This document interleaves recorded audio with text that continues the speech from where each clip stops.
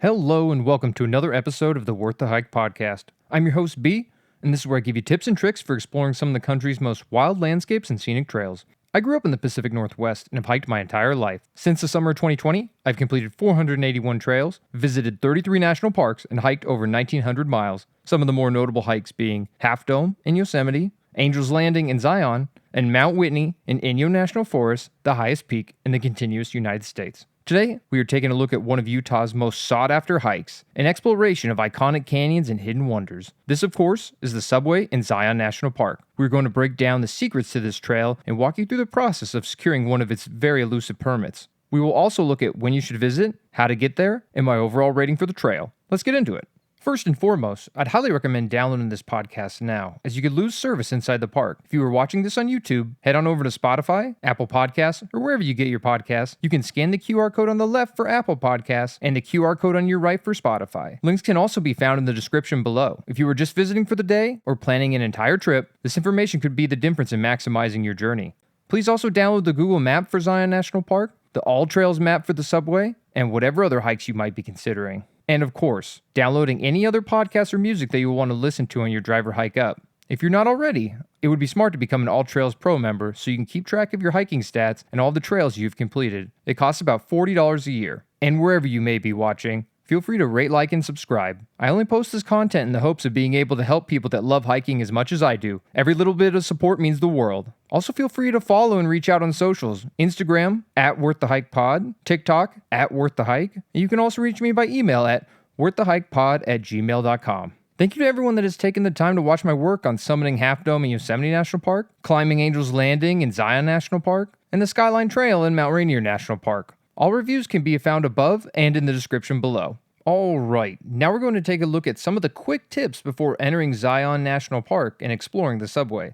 Some of the last stops before entering the park. When arriving from the southern entrance of the park, the city of Springdale will have mostly everything you need before entering. This is also the most popular entrance. If you were staying at the Watchman Campground, you can walk to restaurants, pubs, and grocery stores within the city. I'd personally recommend visiting the Happy Camper Market located only a short walk away, with almost everything you could need, from food, clothing, gear, firewood, and whatever beverage you might have in mind. They are open 7 days a week from 7 a.m. to 10 p.m. The city of St. George along I-15, which is about 45 minutes away, has more commercial options available like Costco, Safeway, and Whole Foods for goods. St. George Airport is also the closest to Zion. Gear that you'll want to bring along on this hike. You'll need to make sure you bring plenty of water, as it is recommended to not drink out of any body of water within the park due to the cyanobacteria. I'd recommend taking a minimum 3 to 4 liters just for this hike. There will not be a spot to fill up at the trailhead. For shoes, you'll want to make sure it's something you're comfortable walking in water with. My recommendation would be a pair of Tevas or Nike to Shoot sandals. I'd also bring sunglasses, sunscreen, a bucket hat, hiking sticks, knee sleeves, a full meal or a good amount of snacks, something with electrolytes, Pedialyte or Liquid IV, a phone charger. I'd personally recommend Anchor, they make really good products. You'll just want to make sure you bring a waterproof bag to protect your electronics, and obviously a backpack to carry all of your goods. Osprey is always a good option. For gas and charging stations, gas stations are available at both the southern entrance and the eastern entrance in Mount Carmel. Electric vehicle charging can be found throughout the park at several locations and throughout the city of Springdale. Check out the link in the description below for specific locations. The city of La Verkin is the closest spot to the trailhead with both gas and electric charging. Cell service. Once you begin driving down Collab Terrace towards the Subway Left Fork trailhead, you will lose service and not get it back until you drive back towards Springdale or La Verkin. In the southern entrance of the park near the visitor center, you'll be able to find pockets of cell service, but it can be a little unreliable for downloading. So I would still recommend downloading everything, your Google Maps, All Trails maps, music, podcasts, etc. in advance. But you should be able to find service in the city of Springdale and the Watchman Campground. Wi-Fi is also available at the Zion Visitor Center and the Human History Museum. For weather, it can be a little tricky as it tends to fluctuate, even in the best of months. During the summer, May to September, the park is blazing hot, but with the potential for frequent thunderstorms, July and August being the worst. During the winter, From October to April, the park can be covered in snow, with many of the trails nearly impossible to use due to the freezing conditions. Personally, I'd recommend visiting in May or September for the best weather and to be able to avoid children out on summer break. Important notice about pets. While pets are allowed on paved portions of the park, pets are not allowed on trails except for the Perouse Trail, which begins at the Zion Visitor Center. So make sure to leave the pooches at home if you will be hiking, as it gets way too hot to leave them in vehicles. Service animals are exempt. Check Zion's website for guidelines. Everyone that plans on hiking this subway is required to have a permit, whether you are day hiking or canyoneering. This is a very difficult permit to get, especially during the peak months and weekends. It is much harder to get than the Angel's Landing permit, where as many as 800 people can hike per day. The subway is limited to 80 permits total per day. There are 2 ways to enter the lottery for this permit, the first being the advanced lottery window, when you can enter roughly 2 to 4 months in advance. For example, November 1st to November 25th, you can enter for the beginning of January to the end of March. For February 1st to February 25th, you can enter for the beginning of April till the end of June. For May 5th to May 25th, you can enter for the beginning of July till the end of September. And August 1st to August 25th, you can enter for the beginning of October to the end of the year. There's also the 2-day before lottery, where you can enter from 12 a.m. to 3 p.m. 2 days before your desired hike date. All of this can be completed on recreation.gov. Any unclaimed permits will be available the day before or the day of as walk-in permits at the Wilderness Desk. Permits must be collected at the Zion Canyon Visitor Center Wilderness Desk, either the day before or the day of your hike. This is the only place you can claim your permit, and you will be required to have matching ID. The wait can be long, so I'd recommend arriving early. The Wilderness Desk is open from 8 a.m. to 5 p.m. 7 days a week. Alright, now we will be getting into the trail guide for the subway. The first thing you will need to do is pick up your permit for the subway at the Zion Canyon Visitor Center Wilderness Desk, open from 8 a.m. to 5 p.m. Also make sure to check for weather conditions, as flash floods can make this hike incredibly dangerous. If there's any sign of rain in the forecast, you should avoid this hike at all costs. If you plan on canyoneering, you'll want to start at the Wildcat Trailhead on Collab Terrace Road for the top-down route. Additionally, you're not allowed to hire a canyoneering guide for your trip, so it's best to attempt this hike with someone who has completed it before. For the day hike, or the bottom-up route, you'll also drive down Collab Terrace Road heading towards the left fork of North Creek Trailhead, which takes approximately 30 minutes to drive to from the visitor center. When you arrive, you will park in the left fork Trailhead parking lot. Bring plenty of water, as there will be none available here, and you cannot drink the water in the creek. Also, use the restroom before starting your hike, as this will be your last chance. Throw on some sunscreen, as the trail will become exposed very quickly. In total, the hike is 7.2 miles round trip and 1,350 feet of elevation gain, most of which will be at the end of your hike. You'll begin by hiking 0.6 miles, going through a flat wooded area with occasional wildflowers and a decent amount of shade, depending on the time of day. Then, you will descend sharply downhill on very loose terrain. Rocks and dirt will give way under your feet. I'd highly recommend bringing and using your hiking sticks at this portion of the trail. You'll be doing this for 0.3 miles, losing 400 feet of elevation. Take your time, as going up and down this portion of the trail is by far the most difficult part of the hike. You'll know you reach the bottom when you reach the left fork North Creek. Make sure to take a left when you reach the creek and head upstream. This would also be a good time to put on shoes you're comfortable getting wet, if you haven't done so already. You'll most likely jump back and forth between each side of the creek as you move further upstream. The trail can be very easy to lose, and you'll start to notice multiple small trails on either side. Be prepared to scramble, as this trail leads to a lot of challenging water crossings and rock climbs. If you have a physical disability or do not feel comfortable lifting your own body weight, then I would not recommend this trail for you. Keep an eye out for wildlife on your journey, as there is an abundance of fish, frogs, birds, and other creatures along the creek. The sooner you realize you're going to get wet, the easier this hike will be. You'll often find the easiest path to the hike is going into the creek itself. The water can get deep though in sections, as much as 6 feet, depending on the time of year, so be mindful of your steps. 2.1 miles in, you'll find fossilized dinosaur tracks on the north side of the creek. Keep an eye out for a large stone arrow pointing to them. All Trails was very accurate with the markers for the tracks and made it relatively easy to find. Obviously, it goes without saying that you should not touch or climb on the tracks. You'll notice how lush and green this area is as you continue. Many opportunities to wade in the water and cool off. Just keep an eye out for anything moving in the water. It really was quite a shock to me to see just how many types of animals thrive in this small canyon. It felt like every 25 feet you would run into another frog, snake, fish, or giant insect. You'll see dozens of gorgeous waterfalls, smaller in size and many being at a slight decline, causing the water to glissade downhill, creating a thin layer engulfing the many layers of burnt orange and red stone.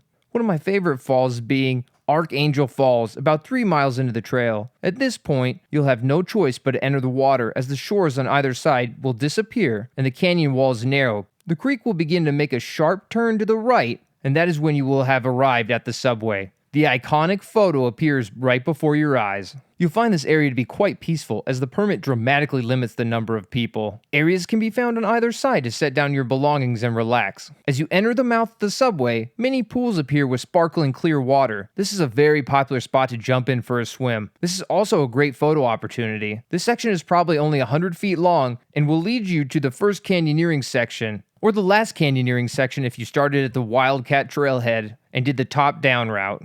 Important to remember that if you'll be swimming, you will lose daylight quickly due to the canyon walls, and the wind can be quite strong in here. So becoming cold quick can be a problem. You will warm up quickly as you begin your hike back, but just something you need to be aware of. Just an absolutely magnificent spot that I would encourage you to spend the entire afternoon at. A great area to enjoy your lunch and a beverage. I spent hours just admiring the beauty of this ancient geologic relic, the thousands of years of weathering, carving out portions of sedimentary rock, the orange glow of the canyon walls in the sunshine mixed with the vibrant shades of green due to the abundance of plant life, the yellow reflection of sand in the crystal clear water. The hike truly surpassed my expectations. Once you've taken everything in and made sure to practice leave no trace picking up after yourself, you will now make your return journey, which will most likely be more challenging than your initial trek. Making it back through some of the more rocky areas can be difficult, and the hike is extremely exposed in the afternoon, with very little shade. The very hardest part being the 400 feet of elevation gain in 0.3 miles. I promise you will feel this section on your way out. Take your time, use your sticks, and drink your remaining water. Once you make it to the top, it is only a short walk to your vehicle and you will have completed the subway trail. Congratulations on a job well done. Head on over to either Springdale or Laverkin to get yourself a well-deserved meal. After all of that, I'd like to give an overall rating for the trail. I base it on 4 different categories: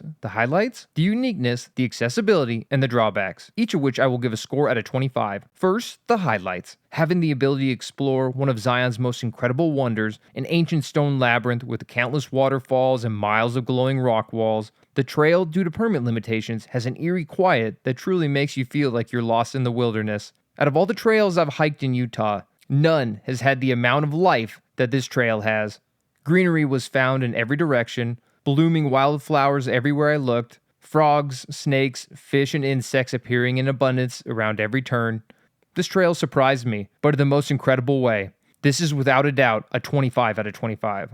The uniqueness. Zion as a whole is one of the most popular national parks in the United States.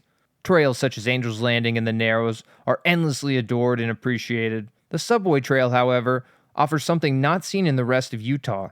The canyon exploration with a secret oasis of life, colors bursting along your journey, the iconic subway itself gently carved out of stone like a work by Michelangelo, the adventure of Angel's Landing with the water exploration of the Narrows and the wildlife of the Pacific Northwest. This peaceful trail is a stark contrast to everything I've experienced in Utah, certainly a 25 out of 25. Accessibility. The park as a whole is extremely accessible, Las Vegas only being 2 hours away, and a manageable airport at St. George only 45 minutes away. Dozens of different places to stay with hotels, Airbnbs, and campsites ranging from cheap to luxurious. The limiting factor comes from the permitting process for the subway, one of the absolute hardest permits to get in the entire park with only 80 available per day. After seeing the subway for myself, I can see why they want to take the necessary steps to protect this wonder. This will be a 23 out of 25. And finally, the drawbacks. Usually the culprit for the drawbacks in my trail guides is the people you have to deal with on these hikes.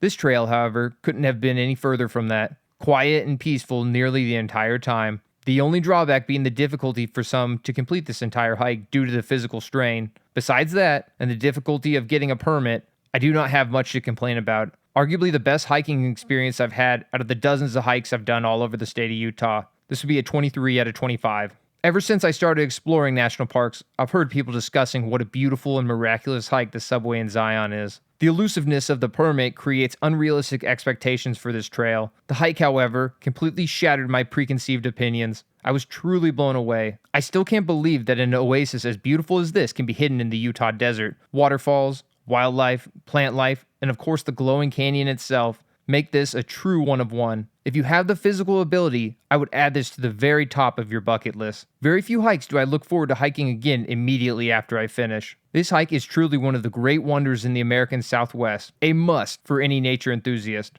Overall, I'm giving this rating a 96 out of 100, the highest rating I've given to date. Now we'll take a look at some of the alternative trails within Zion National Park. The first being the Zion Canyon Overlook, a very popular trail, coming in at 0.9 miles round trip with 150 feet of elevation gain. I'd recommend showing up early as the parking lot is incredibly small for this hike and one of the most popular spots in the entire park. One of my personal favorites is Observation Point via the East Mesa Trail. You'll have to drive outside the park, and I would definitely recommend having four-wheel drive to make sure you can get through the dirt roads, but wow, this is my absolute favorite view in the entire park. You get a 180-degree view of Angel's Landing and the entire Zion Canyon. Next, there will be the Narrows hike, splitting it into two sections, first being the Narrows Riverside Walk, which is the most popular, coming in at 1.9 miles round trip with about 200 feet of elevation gain. There is also the Narrows Bottom Up to Big Springs 8.9 mile round trip with 700 feet of elevation gain. This is for the more adventurous, and if you don't feel comfortable walking in water, I would not recommend it. Earlier in the season is going to be worse as the water flow will be quite strong and you'll be walking through it most of the time. It's better to do it later in the year. If there's any signs of a flash flood, avoid this trail at all costs as it can be deadly. And finally, the crown jewel of Zion National Park, Angel's Landing, 4.3 miles round trip with 1,800 feet of elevation gain. You will need a permit for this hike, which you can do on recreation.gov, either the day before lottery or the 2 to 4 months in advance lottery. You can also do the Scout Lookout route where you do not require a permit. Outside the park, some of the trails that I recommend that are nearby: Cedar Breaks National Monument. You have the Bartizan Arch Trail, 5 miles, 1,100 feet of elevation gain. Super pretty area. Very similar to Bryce, but just a little quieter. Bryce Canyon Rim Trail, 10.7 miles round trip, 1,600 feet of elevation gain. Also in Bryce Canyon, you have Queen's Garden Trail, which is 2.1 miles round trip, 500 feet of elevation gain. The Navajo Trail in Bryce, 1.5 miles round trip, 500 feet of elevation gain. You have the Peekaboo Loop, which is 5.2 miles round trip, 1,500 feet of elevation gain. You have the Fairyland Loop, which is 7.9 miles round trip, 1,500 feet of elevation gain. Now we move over to Capitol Reef National Park. You have the Hickman Bridge Trail, which is 1.7 miles, 400 feet of elevation gain. And Cassidy Arch Trail, which is 3.1 miles and 700 feet of elevation gain. All of these are just an excellent example of what Utah has to offer. Not quite as adventurous as what Zion has to offer, but just as beautiful, if not more so. Directions to Zion National Park and the subway. Las Vegas will be your closest major airport with a drive time of around 2 hours and 15 minutes. Excellent flights and cheap car rental options are available. Salt Lake City is about 3.5 hours away and also has good flight and car rental options. St. George is an airport if you're trying to get closer, approximately 45-minute drive time from Zion. Finding convenient flight options might be difficult.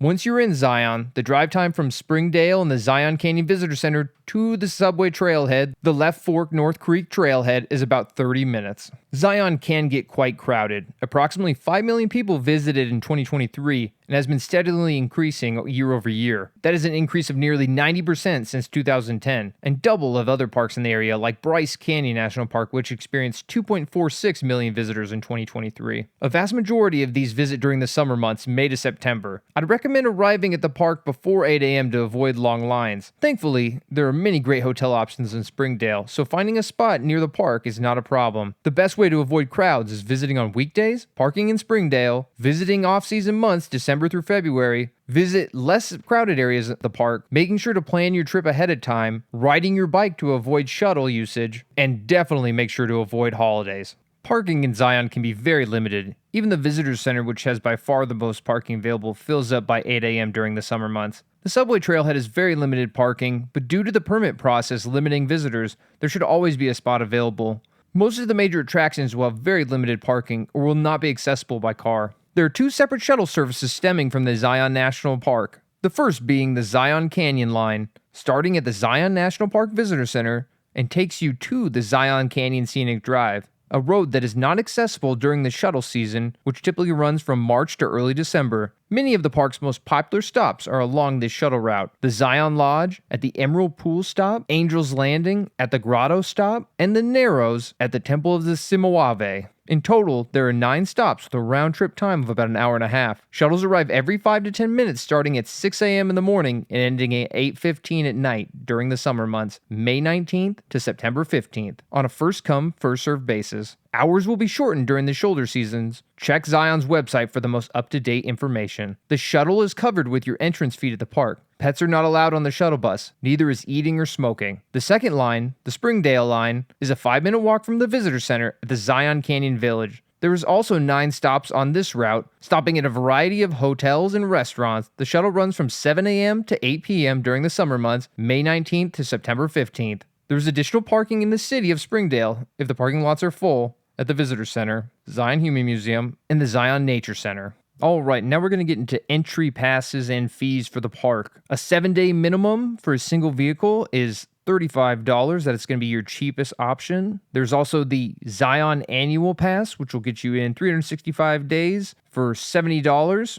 There's also the America the Beautiful Pass for $80, which will give you access to all national park lands. This is the one that I would highly recommend. There's also a Lifetime Senior Pass, which is for people 62 plus, which is $80 for your lifetime. Just don't lose it because you'll have to pay for a new one to replace it. There's also the Annual Senior Pass for people 62 plus, which is $20 a year. There's also the Access Pass, which is free for disabled individuals.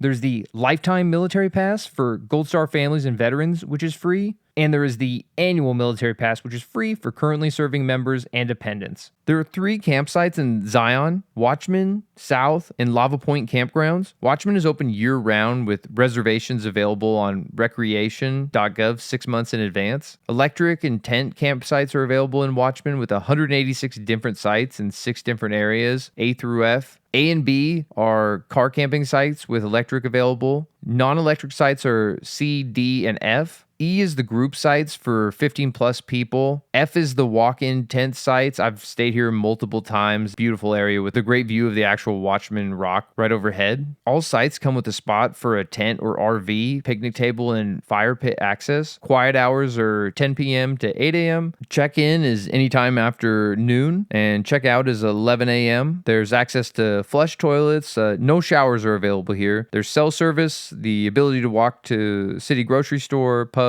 restaurants, and also walkable to the visitor center. The electric campsites, there's 95 in total, or $45 a night. The tent-only campsites, 69 total, or $35 a night. And the group campsites, 6 to 7 of them in total, for $50 to $130 per night, depending on the number of occupants. There are also 2 wheelchair accessible sites for $10 per night. The South Campground is currently closed for a long-term rehabilitation project, and the Lava Point Campground is open from May to September. It's an hour and a half away from the visitor center, southwest along North Collab Terrace. 6 sites total. They are available 2 weeks in advance on recreation.gov. This site is located at 8,000 feet, so cold weather and snow are possibilities. They do have pit toilets and trash cans available, but no running water. So make sure to keep that in mind when you're planning your trip. Vehicles must be shorter than 19 feet long. Lodging inside the park, there's the Zion National Park Lodge, which roughly costs about $250 plus a night. Booking may be tough at times due to the popularity of the park, but when I was researching, the lodge had availability and was actually far cheaper than if you were to book in advance, dropping from $412 per night 2 to 3 months in advance to $257 per night the next day. So definitely just keep an eye on their website and see what options are available. Outside the park, there are tons of options right outside the park in Springdale surrounding the cities with hotels, Airbnbs, campgrounds, glamping, and everything in between, ranging from $40 to $600 plus.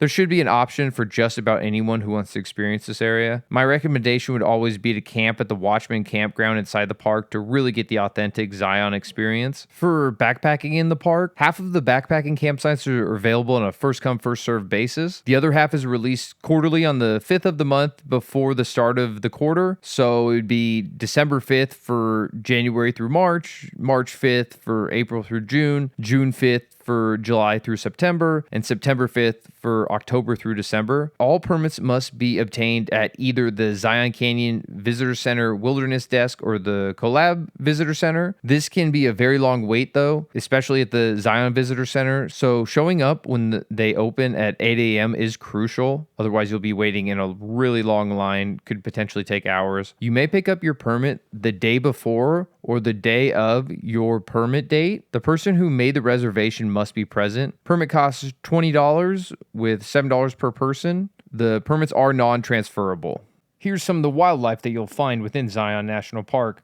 Zion is home to hundreds of different animal species, many different types of small and large mammals, birds, reptiles, amphibians, fish, and insects. One of the most common being the rock squirrel, which can be very aggressive here and will sneak into your bag when you're not paying attention. Unfortunately, they get fed quite often, so please refrain from feeding them. You will be fined by park staff if they catch you doing so. Mule deer can be found here as well. They're quite docile and used to humans. You can also find desert bighorns, which I ran into on my first trip here. An absolutely stunning animal. There is also cougar, but they are quite rare. You can also find coyotes, but in my many treks there I have not seen them. There's also California condors, which are endangered, so please be kind to them and give them their space. Wild turkeys can be found here as well, which can be a little unpredictable at times, so I would keep your distance. Snakes can also be found here, this being the striped whip snake. Songbirds and quail are quite common as well. Frogs and toads, this one being the Arizona toad. And finally fish, this being a beautiful rainbow trout. The history of Zion National Park: the first European settlers, Mormons in the late 1800s, they named the area Zion, which is ancient Hebrew for sanctuary or refuge. Few outsiders visited the region until a federal land survey in 1908 first exposed the area to the general public. The natural splendor of the region so struck the surveyors that they encouraged President Taft to protect it. On July 31st, 1909, Taft set aside approximately 16,000 acres for the Muckatuweep National Monument to preserve its many natural features of unusual archaeologic, geologic, and geographic interest. In his proclamation, number 877, the president noted the labyrinth of remarkable canyons with highly ornate and beautifully colored walls, in which are plainly recorded the geological events of the past. In 1918, the Muckatuweep National Monument became Zion National Monument, and in 1919, the name changed again to Zion National Park. On January 22nd, 1937, President Roosevelt established a second Zion National Monument, preserving 36,000 acres. The second Zion National Monument, which is now referred to as Collab Canyons, was incorporated with Zion National Park in 1956. Thank you for taking the time to watch this trail guide. If you have interest in checking out some of the other hikes that I've done, feel free to head over to my YouTube page. Some of the next hikes I'm considering doing are the Kalilau Trail on the Nepali coast of Kauai, an amazing tropical journey. The Lakes Trail in Sequoia National Park, arguably one of my favorite hikes in all of the Sierras. And I want to check out Lake Louise and Banff National Park and show you guys all the different workings of the beehives, the Six Glacier Path, and the different tea houses up there. Thank you again for watching, and I'll see you guys on the next one.